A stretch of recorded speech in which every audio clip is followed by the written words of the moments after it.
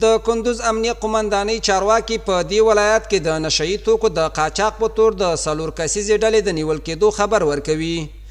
دوی وایي دغه 4 کسیزه ډله په تیره یوه اونۍ کې د نشهیي توکو پر وړاندې د مبارزې مدیریت لخوا د ښار په بېلابېلو برخو کې د تابلیتکا او د هیروینو د قاچاق او پلور په تور بالفعل نیولي او له دغو کسانو یې په سلګونو عدده نشهیي توکي هم ترلاسه کړي دي. تاسو ولیدل چې د کندوز ولایت امنیه قومندانۍ اړوند د نشهیي توکو پر وړاندې د مبارزې مدیریت ځیرکو او بیدارو منصوبینو په تیره یوه اونۍ کې 4 تنه د نشهیي توکو د پیر او پلور په تور د ښار په مختلفو سیمو کې نیولي.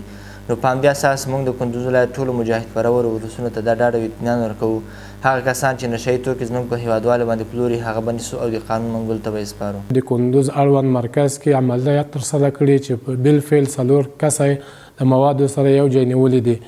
د نیول شوو کسانو سره 466 قرصه تابلیتکا او 40 ګرامه تریاک بالفعل یو ځای نیولي.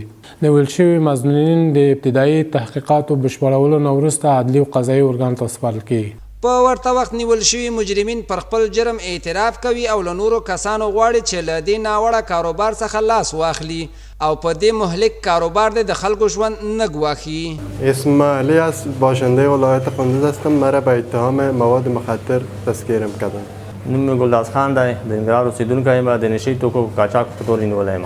نوم ګلاب دی، ننګرهار ولایت اوسېدونکی یم. د نشهیي توکو د قاچاق په تور نیولی یم. دا په داسې حال کې ده چې د اسلامي امارت په واکمنۍ سره د نشهیي توکو پر وړاندې جدي مبارزه پیل شوې او اوس په هیواد کې د نشهیي توکو قاچاق، کښت او پلور په تیرو 2 لسیزو کې تر ټولو ټیټې کچې ته رسېدلي دي.